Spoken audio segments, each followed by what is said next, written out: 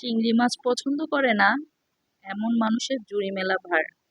তাও যদি হয় নারিকেল বাটা দিয়ে এরকম মালাইকারি আর এত সুন্দর লোভনীয়, তাহলে তো কোনো কথাই নেই। আজকে মূলত এই রেসিপিটা নিয়ে আপনাদের মাঝে হাজির হলাম।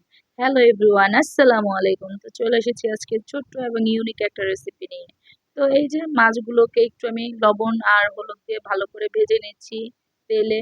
আর মাছগুলোকে দেখা যাচ্ছে যতটুকু কিন্তু আসলে অনেক বড় বড় ছিল, তাই আমি ভালো করে ভেজেই নিচ্ছি, আলাদা করেই ভেজে নিচ্ছি। সুন্দর একটা ঘ্রাণ আসা পর্যন্ত আমি এগুলোকে ভাজতে থাকবো। আর ভাজার পরে তো আসলে চিংড়ি মাছ আর ইলিশ মাছ, মাছের ভিতরে লুকায়া রান্না করা যায় না, এর ঘ্রাণ নিজস্ব ভাবে বের হয়ে আসে।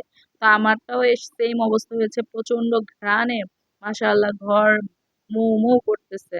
তো এর ভিতরে যে চিংড়ি মাছগুলো ভাজতেছি আর ঘ্রাণ উপভোগ করছি, আর নাড়তে তো ভালোই লাগতেছিল। তো এই যে আমার চিংড়ি মাছটা ভাজা শেষ। এবার আমি এটা উঠিয়ে নিয়ে আমি নতুন আরেকটা কড়াইতে আমি তেল এবং পেঁয়াজ দিয়ে এখন একটু ভেজে নিচ্ছি। ভেজে এখন এটার সাথে আমি রসুন বাটাটা অ্যাড করে নিব। তো এই যে রসুন বাটা অ্যাড করে নিলাম। এখন আমি নারিকেলটাকে পেস্ট করে রেখেছিলাম ব্লেন্ডার জারেই, সেই অর্ধেক নারিকেল, মোটামুটি অনেকগুলো নারিকেলে দিলাম। এই যে নারিকেলগুলো দিয়ে ভালো করে আমি এখন নাড়াচাড়া করতেছি। তো এটা যতক্ষণ না ভাজা ভাজা হবে ততক্ষণ পর্যন্তই আমি নাড়াচাড়া করব। এটা আসলে কোনো পানি দিয়ে ভাজা ভাজা করা যাবে না, এটা তেলের উপরেই ভাজতে হবে যতক্ষণ না এটার নিজস্ব একটা ঘ্রাণ বের হবে। আর চিংড়ি মাছের আলাদা একটা ফ্লেভার আছে, নারিকেলের আলাদা একটা ফ্লেভার আছে, দুটা মিলে একাকার হয়ে গেছে আমার রান্নাঘর, মাশাআল্লাহ। তো এই যে সামান্য পরিমাণ না দিলেই না, এরকম একটু পরিমাণে হলুদ দিলাম, একদম হলুদ অল্প দিলাম, আর লবণটা একদম কম দিব, কারণ এখানে যেহেতু নারিকেল বাটা একটু মিষ্টি মিষ্টি, তো সেজন্য লবণটা কমই দিলাম। তো আর একটু চিমটি আমি মরিচের গুঁড়ো অ্যাড করব, বেশি পরিমাণের না, জাস্ট কালারের জন্য। তো এই যে আমি দিয়ে এখন এটাকে ব্যাস নাড়াচাড়া করতে থাকবো। আমি কিন্তু এখনো কোনো পানি ব্যবহার করিনি। তো এইটা নিয়ে আমি ভালো করে এখন নাড়াচাড়া করতেছি। এটা যতক্ষণ না ভালো করে ঘ্রাণ বের হবে, ভাজা ভাজা হবে, ততক্ষণ নাড়বো। তো এই যে এখন আমি ফ্রোজেন করা কাঁচামরিচ দিয়ে দিব, অনেকগুলোই দিব, কারণ একটু ঝাল ঝাল হতে হবে। এই যে দিয়ে একটু পানি দিয়ে দিব, সামান্য পরিমাণে পানি দিয়ে এইবার আমি এটাকে আবার কষাবো। আসলে রান্নাটা হচ্ছে একটা শিল্প।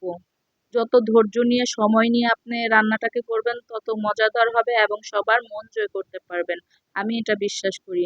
এই যে আমি এখন ব্লেন্ডার জারটা ভালো করে ধুয়ে এখন ওই পানিটুকুই আবার দিয়ে দিলাম। তো যেটা বলছিলাম যে একটু কষ্ট করে যদি রান্নাটা করেন, খাবেন তো সবাই মিলেই, তাহলে যদি একটু কষ্ট করে সময়টাকে একটু দিয়ে যদি ভালো করে ধৈর্য ধরে রান্না করেন, তাহলে যদি সবার ভালো লাগে তাহলে একটু কষ্ট করতে সমস্যা কি, আমার মতে এটা। তো এই যে আমি, যাই হোক, এখন দিয়ে দিলাম চিংড়ি মাছ ভাজাগুলো, একটু তেল সহই দিয়ে দিলাম, কারণ তেলের ভিতরেই তো আসল ঘ্রাণটা।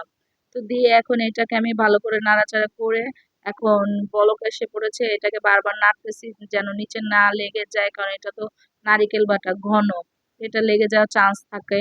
তো এই জন্য বারবার নাড়তেছি, আমি সামনেই আছি। এই যে নাড়তে নাড়তে মোটামুটি অনেকটা ঘন হয়ে গেছে।